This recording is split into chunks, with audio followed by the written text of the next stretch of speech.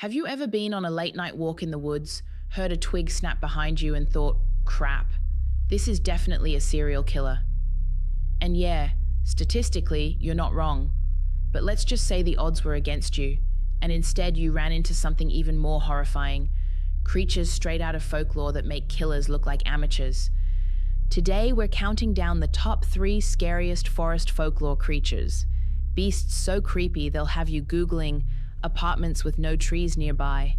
We've got cannibal demons, child-snatching hags, and a monster that's literally better at hide and seek than your shady ex. So buckle up, light a candle, and maybe don't watch this alone in the woods.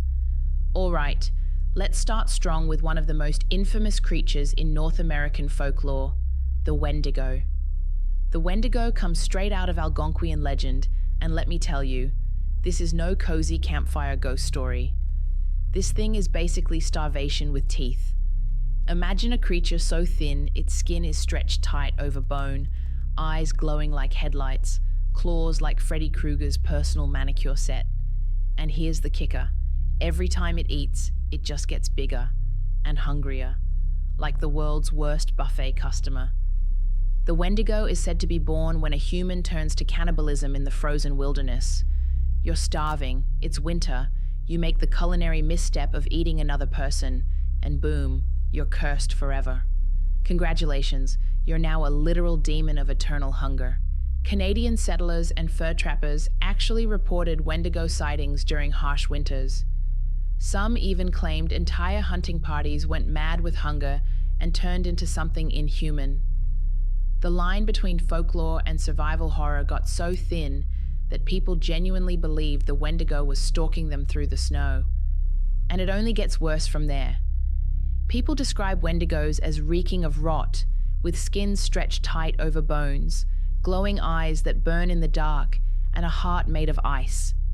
In other words, in addition to wanting to eat you, it also wants you to smell the decay before it does.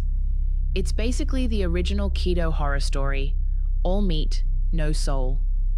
But the scariest part of the Wendigo isn't its claws, its stench, or even the way it grows larger the more it devours.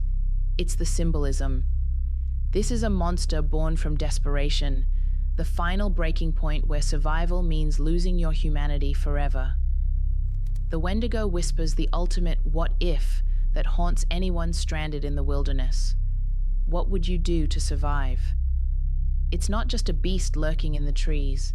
It's the shadow of human hunger, fear, and greed, waiting to take over if you let it. And if a cannibal demon with an ice heart wasn't enough to keep you out of the forest, don't worry, we're just warming up. Because next, we're meeting a witch who doesn't lure you in with sweets. She drags you out with claws, straight into the dark. Travel across the pond to Leicestershire, England, and say hello to Black Annis, a nightmare so specific it's basically custom-tailored to ruin your childhood. Black Annis is a hag, but not the kind you picture from fairy tales. Her skin is a mottled corpse blue, stretched tight and cracked like old leather left in the cold.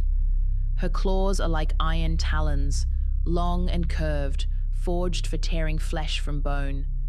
Fangs, yellow and wet, glint in the dark as she drags the bodies of children back to her cave.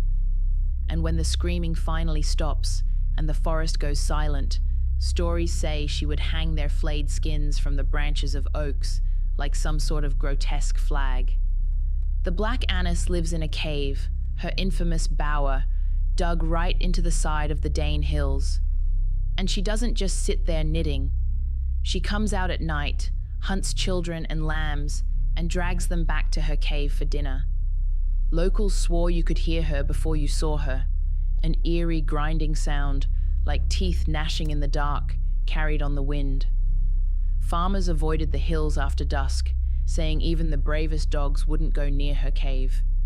Some legends claimed she could stretch her arms unnaturally long to reach into cottages and snatch children from their beds.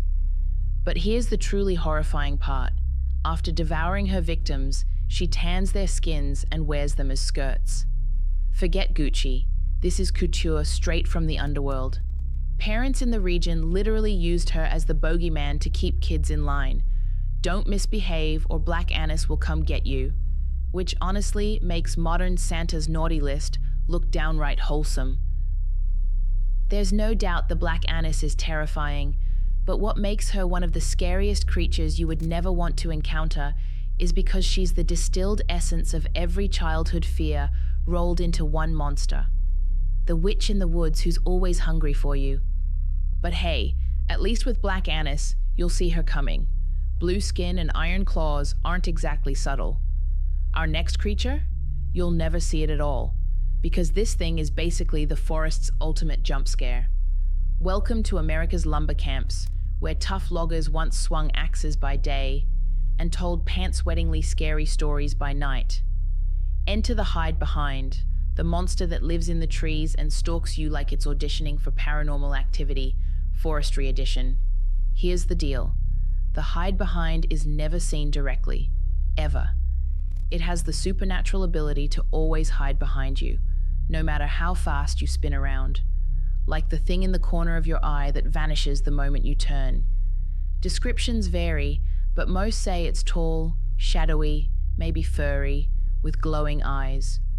What we do know is that when it finally catches you, it disembowels you and eats your intestines. Imagine walking through the woods and catching a flicker of movement between the trees, too tall to be a deer, too quiet to be a bear. You spin around and there's nothing, just the sound of your own breathing. That's the hide behind's game. It feeds on that paranoia, that electric crawl across your skin that says, you're not alone. Now, lumberjacks weren't exactly known for their delicate nerves, so you know if they were swapping hide-behind stories around the fire, it was nightmare fuel. Some even claimed the only way to protect yourself was alcohol. That's right, whiskey as monster repellent. The creature supposedly hated the smell, so a good swig kept it at bay, which might just be the best excuse for drinking ever invented. What makes the hide-behind scary isn't its claws or its hunger. It's that uncanny feeling of being watched. That paranoia when you're walking in the woods and you know something's there. But every time you look, it's gone. So, we've had a cannibal demon, a child-eating hag, and a monster that's basically a stalker ninja with a taste for guts. If you're still planning a forest hike this weekend, honestly, good luck. I'm curious, which of these creatures would you least want to run into on a midnight walk in the woods? The Wendigo with its eternal hunger, Black Annis and her terrifying skin wardrobe, or the hide behind, the forest's most annoying game of peekaboo? Drop your pick in the comments. I want to know who's haunting your nightmares tonight.